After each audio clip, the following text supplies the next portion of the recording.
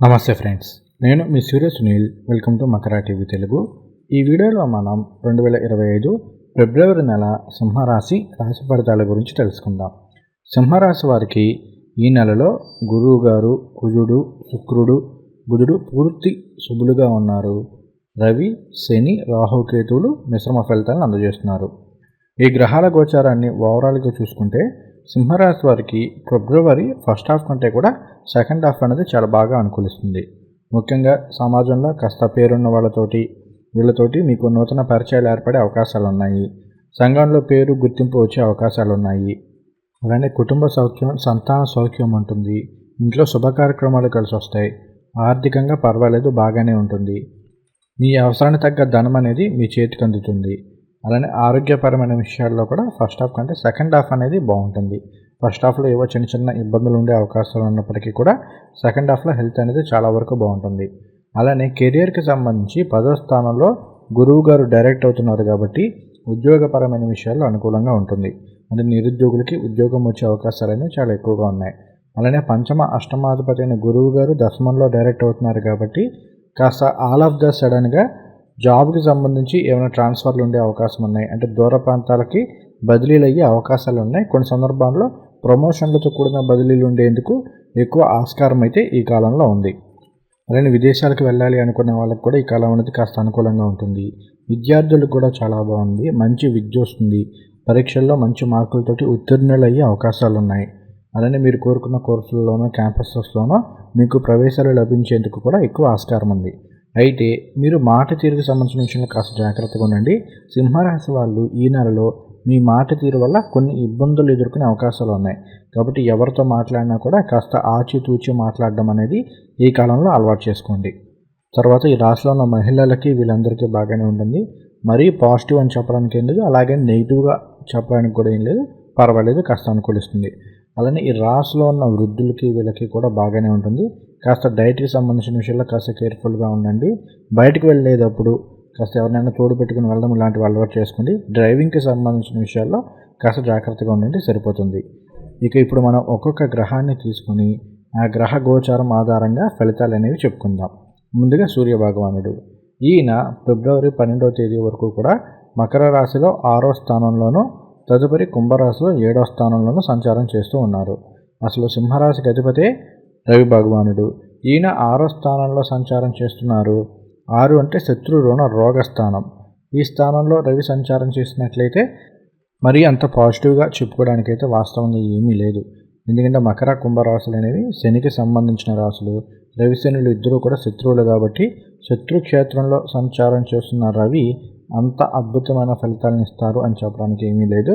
కాబట్టి సింహరాశి వాళ్ళు మీరు ప్రతిరోజు కూడా సూర్యభగవానుడికి సంబంధించి ఆదిత్య హృదయ స్తోత్రాలు పారాయణ చేసుకోవడం, సూర్య నమస్కారాలు పారాయణ చేసుకోవడం అనేది అలవాటు చేసుకోండి. అయితే 6వ స్థానంలో జన్మరాశ్యాధిపతి సంచారం చేస్తున్నారు. అది శత్రుక్షేత్రం అయినప్పటికీ కూడా కాస్త ఉద్యోగము ఇలాంటి వాటిల్లో కాస్త అనుకూలమైన ఫలితాలు ఉంటాయి. కాకపోతే ఏంటంటే కొన్ని సందర్భాల్లో మీ మాట తీరు వల్ల ఏమైనా ఇబ్బందులు ఎదురయ్యే అవకాశాలు ఉన్నాయి. అంటే ఎదుటి వాళ్ళతో ఏదైనా చిన్న చిన్న గొడవలు అవడం ఇలాంటివి జరిగే అవకాశాలు ఉన్నాయి. కాబట్టి మాట తీరు విషయంలో కాస్త జాగ్రత్తగా ఉండమని మళ్ళీ ఇంకొకసారి చెప్తున్నాను. తర్వాత ఈయన ఫిబ్రవరి 12వ తేదీ నుండి కూడా కుంభరాశిలో సంచారం చేస్తుంటారు. అక్కడ 7వ స్థానంలో ఉన్న శని భగవానుడు అలానే బుధుడితో కలిసి సంచారం చేయబోతున్నారు. 7వ స్థానంలో రవి సంచారం చేసినట్లయితే అగైన్ కామన్ ఫలితాలే ఉంటాయి. మరీ మనం పెద్దగా గొప్పగా చెప్పుకోవడానికి ఏమీ లేవు. అయితే 7వ స్థానంలో రవి సంచారం చేసినప్పుడు అంటే భార్యాభర్తల మధ్య ఏమైనా చిన్నపాటి ఇబ్బందులు, చిన్నపాటి పొరపచ్చులు వచ్చే అవకాశాలు ఉన్నాయి. కాబట్టి ఈ విషయాల్లో కాస్త జాగ్రత్తగా ఉండండి. మరీ మొండితనానికి వెళ్లకుండా ఏ విషయమైనా సరే కాస్త సామరస్యంగా పరిష్కరించుకోవడానికి ప్రయత్నం చేయండి. ఏది ఏమైనా కూడా సింహరాశి వారికి ఈ నెలలో రవి భగవానుడి యొక్క సంచారం పెద్దగా అనుకూలంగా లేదు కాబట్టి ఈ నెలంతా కూడా ఆదిత్య హృదయ స్తోత్రాలు అయితే పారాయణ చేసుకోండి. తర్వాత కుజగ్రహ సంచారం. కుజుడు మాత్రం ఈ నెలలో మీకు చాలా అనుకూలంగా ఉన్నాడు. లాభస్థానంలో సంచారం చేస్తున్నారు. అద్భుతమైన ఫలితాలను ఇస్తారు. అసలు కుజుడు సింహరాశి వారికి ఏమవుతారు? ఆయన వృశ్చిక మేషరాశులకు అధిపతి. అంటే 4వ స్థానం గృహస్థానం, వాహనస్థానం, విద్యాస్థానం, మాతృస్థానం అవుతుంది. 9వ స్థానం పూర్వపుణ్యస్థానం, ఆధ్యాత్మికం, విదేశీయానము, గురువు, తండ్రి వీటిని తెలియజేస్తుంది. అలానే అదృష్టాన్ని తెలియజేసే స్థానం. ఈ 4, 9 స్థానాలకు అధిపతి అయిన కుజుడు ఈ నెలంతా కూడా మిథున రాశిలో లాభస్థానంలో సంచారం చేస్తున్నారు, అద్భుతమైన ఫలితాలను ఇస్తారు. 4వ స్థానాధిపతి లాభంలో సంచారం చేస్తున్నారంటే సొంతంగా ఏదైనా ఇల్లు కొనుక్కునే అవకాశాలు ఉన్నాయి, సొంతంగా ఏదైనా స్థలం కొనుగోలు చేసే అవకాశాలు ఉన్నాయి, లేదంటే ఏదైనా వాహనాన్ని కొనుగోలు చేసుకునే అవకాశాలు ఉన్నాయి. ఆల్రెడీ ఉన్న వాళ్ళకి వాటికి సంబంధించి ఏమైనా మరమ్మతులు ఇవేమైనా ఉంటే వాటిని చేయించుకునే అవకాశాలు ఉన్నాయి. అలానే మీ అమ్మగారి ఆరోగ్యం అనేది బాగానే ఉంటుంది. తర్వాత విద్యార్థులకు చాలా బాగుంటుంది. 4 అనేది విద్యాస్థానం అవుతుంది కాబట్టి విద్యార్థులకు చాలా బాగుంటుందని చెప్పుకోవాలి. అలానే 9వ స్థానాధిపతి 11లో సంచారం చేస్తున్నారు. 9 అంటే మరలా తండ్రి గురించి తెలియజేస్తుంది కాబట్టి ఈ రాశిలో ఉన్న తల్లిదండ్రులకి ఆరోగ్యం అనేది ఈ కాలంలో బాగుంటుంది. గతంలో ఏమైనా అనారోగ్య సమస్యలు ఉంటే ఈ కాలంలో కొంత పరిష్కారం అయ్యే అవకాశాలు ఉన్నాయి. తర్వాత విదేశాలకు వెళ్ళాలి అనుకునే వాళ్ళకి, విదేశాలకు వెళ్ళి చదువుకోవాలి అనుకునే వాళ్ళకి కూడా ఈ కాలం అనేది అనుకూలంగానే ఉంటుంది. అలానే ఆధ్యాత్మిక ప్రయాణాలు ఉంటాయి. అంటే ఏదైనా పుణ్యక్షేత్రాల సందర్శనం లాంటిది ఈ నెలలో జరిగే అవకాశాలు ఉన్నాయి. రవి బాగోపోయినప్పటికీ కూడా కుజుడు అద్భుతమైన సంచారం చేస్తున్నారు కాబట్టి సింహరాశి వారికి అన్ని విధాలా యోగిస్తుందని చెప్పుకోవచ్చు. తర్వాత శుక్రుడు యొక్క సంచారం. శుక్రుడు ఈ నెలంతా కూడా అష్టమ స్థానంలో మీనరాశిలో ఉచ్చస్థితిలో సంచారం చేస్తూ ఉన్నారు. శుక్రుడు 8వ స్థానంలో సంచారం చేస్తే పర్వాలేదు, సౌఖ్యాన్ని ఇస్తారని చెప్తారు. కాబట్టి ఏంటంటే శుక్రుడు యొక్క సంచారం కూడా అనుకూలంగానే ఉంది. కాబట్టి ఏంటంటే ఈ నెలలో మీకు గతంలో ఉన్న సమస్యల నుంచి బయటపడే అవకాశాలు ఉన్నాయి. అంటే గత కొంతకాలంగా ఏం చేయాలి, ఎలా చేయాలో పరిష్కారం కాని సమస్యల నుండి ఈ కాలంలో వాటన్నింటిని పరిష్కరించుకోవడము, తద్వారా లాభాన్ని పొందే అవకాశాలు ఉన్నాయి. అలానే ఇంట్లో కాస్త సుఖ సంతోషాలని ఉంటాయి. ముఖ్యంగా కుటుంబ సౌఖ్యం ఉండే అవకాశాలు ఈ కాలంలో ఎక్కువగా ఉన్నాయి. సంతానం వీటి పరంగా బాగుంటుంది. అట్లా రవి వల్ల ఏమన్నా చిన్నపాటి ఇబ్బందులు భార్యాభర్తల మధ్య వచ్చినప్పటికీ కూడా ఇక్కడ శుక్రుడు అనుకూలంగానే ఉన్నారు కాబట్టి అవి మరీ పెద్దగా అవ్వకుండా చిన్న చిన్న సమస్యలతోటే పరిష్కారం అయ్యే అవకాశాలు ఉన్నాయి. సో ఓవరాల్గా శుక్రుడి సంచారం బాగుంది. శుక్రుడి సంచారం బాగుంది కాబట్టి మహిళలకు చాలా బాగుంటుంది. ఎందుకంటే మహిళలన్నింటికి కూడా శుక్రుడే కారకత్వం వహిస్తారు కాబట్టి ఈ రాశిలో ఉన్న మహిళలకి పర్వాలేదు, బాగానే ఉంటుంది. అయితే ఇక్కడ శుక్రుడు రాహువుతో కలిసి సంచారం చేస్తున్నారు కాబట్టి మీకేంటి అంటే ఈ పీరియడ్స్కి సంబంధించి ఏమైనా చిన్నపాటి ఇబ్బందులు తలెత్తవచ్చు. అది తప్ప పెద్ద సమస్యలు అయితే ఈ కాలంలో లేవు. తర్వాత ఈ రాశిలో ఉన్న కళాకారులకి కూడా చాలా వరకు బాగానే ఉంటుంది. ఎందుకంటే వీళ్ళందరికీ కూడా శుక్రుడే కారకత్వం వహిస్తాడు. ఆయన బాగానే ఉన్నాడు కాబట్టి చాలా బాగుంటుంది. కెరీర్లో మంచి గుర్తింపు అనేది లభిస్తుంది. మీ టాలెంట్ తగ్గ గుర్తింపు అనేది లభిస్తుంది. దానికి తగ్గ అవకాశాలు అనేవి ఈ కాలంలో మీకు లభిస్తాయి. తర్వాత బుధుడు యొక్క సంచారం. బుధుడు ఫిబ్రవరి 9వ తేదీ వరకు కూడా 6వ స్థానంలో సంచారం చేస్తూ ఉన్నారు. తదుపరి కుంభరాశిలో 7వ స్థానంలో శనితోనూ రవితోనూ కలిసి సంచారం చేయబోతున్నారు. ఇక్కడ బుధుడు అసలు సింహరాశి వారికి ఏమవుతారు? ఆయన 2వ స్థానానికి అధిపతి. అంటే ధనస్థానం, కుటుంబ స్థానం, వాక్కు స్థానం. తర్వాత 11 అంటే లాభస్థానం.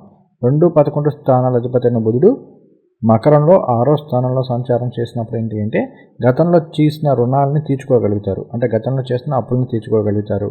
అలానే మీకు ఎప్పటి నుండో రావాల్సిన ధనం అనేది మీ చేతికి అందే అవకాశాలు ఉన్నాయి.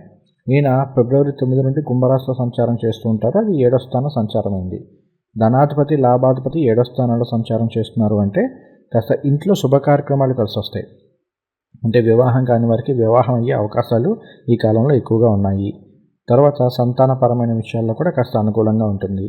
కుటుంబంలో కాస్త సుఖ సంతోషాలు అనేవి ఉంటాయి. అలానే ఇంట్లో ఆడపిల్లలు ఉంటే వాళ్ళకి ఏదైనా సంబంధించి కార్యక్రమాలు ఇలాంటివి జరిగే అవకాశాలు అనేవి ఈ కాలంలో ఎక్కువగా ఉన్నాయి. సో ఓవరాల్గా చూసుకుంటే బుధుడి యొక్క సంచారం అనేది చాలా వరకు యోగిస్తుందని చెప్పుకోవచ్చు. పైగా అక్కడ బుధుడు శనితో కలిసి సంచారం చేస్తున్నారు. ఇద్దరు మిత్రులే కాబట్టి పర్వాలేదు, అన్ని విధాలా కూడా యోగిస్తుందని మాట్లాడుకోవచ్చు. తర్వాత గురువు గారి సంచారం. గురువు గారు వృషభ రాశిలో 10వ స్థానంలో సంచారం చేస్తూ ఉన్నారు. ఫిబ్రవరి 3వ తేదీ వరకు కూడా ఆయన రెట్రోగ్రేడ్లోను అంటే వక్రంలోను సంచారం చేస్తూ ఉన్నారు. ఫిబ్రవరి 3 నుండి డైరెక్ట్ అయ్యి గుజు మార్గంలో సంచారం చేస్తూ ఉన్నారు. ఇక్కడ గురువు గారు 10వ స్థానంలో సంచారం చేస్తున్నారంటే చాలా అనుకూలంగా ఉంటుంది. ఉద్యోగపరమైన విషయాల్లో చాలా చక్కటి శుభ ఫలితాలను పొందే అవకాశాలు ఎక్కువగా ఉన్నాయి. అలానే అసలు గురువు గారు సింహరాశి వారికి ఏమవుతారు? ఆయన 5, 8 స్థానాలకు అధిపతి అవుతారు. 5, 8 స్థానాల అధిపతి దశమంలో సంచారం చేస్తూ మళ్ళీ శుక్రుడు గురువు మధ్య రాశి పరివర్తనం అనేది ఉంది కాబట్టి చాలా బాగా యోగిస్తుంది. ఆకస్మిక ధనలాభాలు కలిగే అవకాశాలు ఉన్నాయి. అలానే 5 అనేది సంతాన స్థానం అవుతుంది కాబట్టి సంతాన సౌఖ్యం ఉంటుంది. అంటే సంతానం లేని వారికి సంతానం కలుగుతుంది. సంతానం ద్వారా సుఖ సంతోషాలు పొందే అవకాశాలు అనేవి ఈ కాలంలో ఎక్కువగా ఉన్నాయి. అలానే గురువు గారు ధనకారకులు, వాహనకారకులు, గృహకారకులు, వివాహకారకులు, సంతానకారకులు, అసలు జీవితంలో మనిషికి కావాల్సినవన్నీ అందించే గ్రహం గురువుగారు.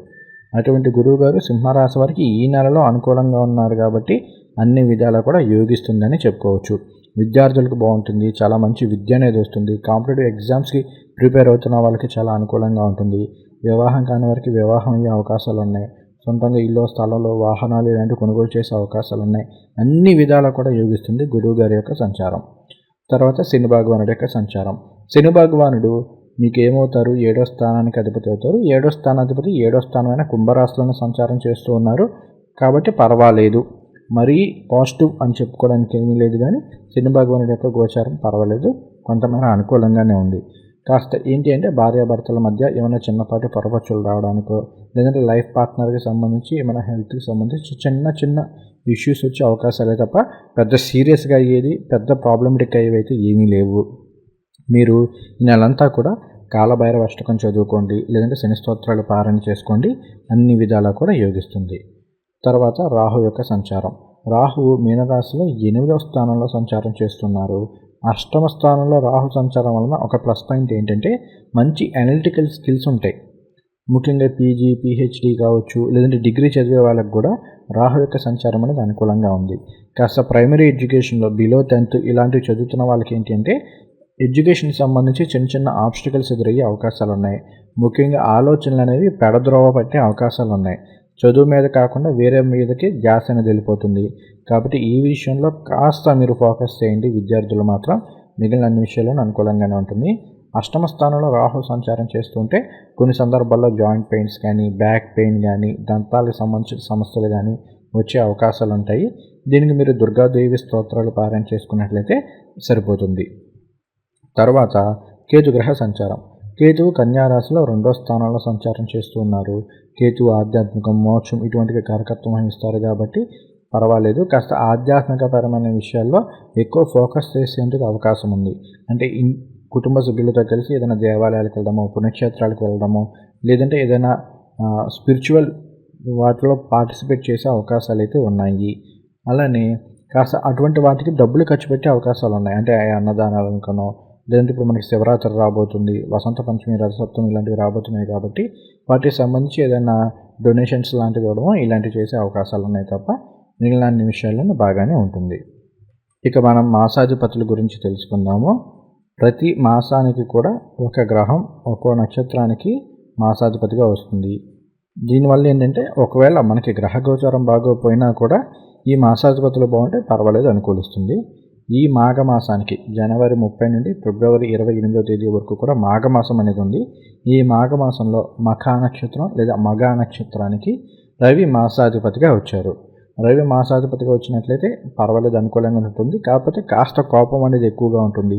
పేషెన్స్ లెవెల్స్ అనేవి చాలా వరకు తగ్గిపోతాయి. కొన్ని సందర్భాల్లో నేనేంటి, నా అంత తోపు ఎవడూ లేడు అన్న ఫీలింగ్ కూడా అహం అనేది వస్తుంది. కాబట్టి ఇలాంటి విషయాల్లో కాస్త జాగ్రత్తగా ఉన్నట్లయితే మిగిలిన అన్ని విషయాల్లోనూ రవి వల్ల అనుకూలమైన ఫలితాలు ఉంటాయి. మీరు ప్రతిరోజు కూడా గణపతి స్తోత్రాలు పారాయణ చేసుకోండి, అలానే ఆదిత్య హృదయ స్తోత్రం పారాయణ చేసుకోండి, అన్ని విధాలా కూడా యోగిస్తుంది. తర్వాత పూర్వ పాల్గొని లేదా పుబ్బా నక్షత్రం. పుబ్బా నక్షత్రానికి రాహు మాసాధిపతిగా వచ్చారు. రాహు మాసాధిపతిగా వచ్చినట్లయితే కాస్త పనుల్లో ఆలస్యం అవ్వడం కావచ్చు, ఏం చేయాలి, ఎలా చేయాలన్న క్లారిటీ లేకపోవడం కావచ్చు, కొన్ని సందర్భాల్లో అన్నీ నాకే కావాలి అనే గ్రీడీనెస్ వచ్చేయడం కావచ్చు, ఇలాంటివి వచ్చే అవకాశాలు ఉంటాయి. అలానే కాస్త బాడీ పెయిన్స్, బ్యాక్ పెయిన్ ఇలాంటివి ఉండే అవకాశాలు ఉంటాయి. దీనికోసం మీరు ఏం చేస్తారంటే దుర్గా స్తోత్రాలు పారాయణ చేసుకోండి, అలానే లక్ష్మీ అష్టోత్తర శతనామావళి పారాయణ చేసుకోండి, అన్ని విధాలు యోగిస్తుంది. తర్వాత ఉత్తరా నక్షత్రం. ఉత్తర పాల్గొని లేదంటే ఉత్తరా నక్షత్రం. ఈ ఉత్తర నక్షత్రానికి ఈ నెలలో కేతువు మాసాధిపతిగా వచ్చారు. కేతువు మాసాధిపతిగా వచ్చినట్లయితే ఆధ్యాత్మికపరమైన విషయాల్లో వీటిలో మంచి ప్రోగ్రెస్ అయితే ఉంటుంది. కాబట్టి పర్వాలేదు, అనుకూలంగానే ఉంటుంది. మీరు కూడా ప్రతిరోజు ఆదిత్య హృదయ స్తోత్రాలు పారాయణ చేసుకోండి, గణపతి స్తోత్రాలు పారాయణ చేసుకోండి, అన్ని విధాలా కూడా యోగిస్తుంది.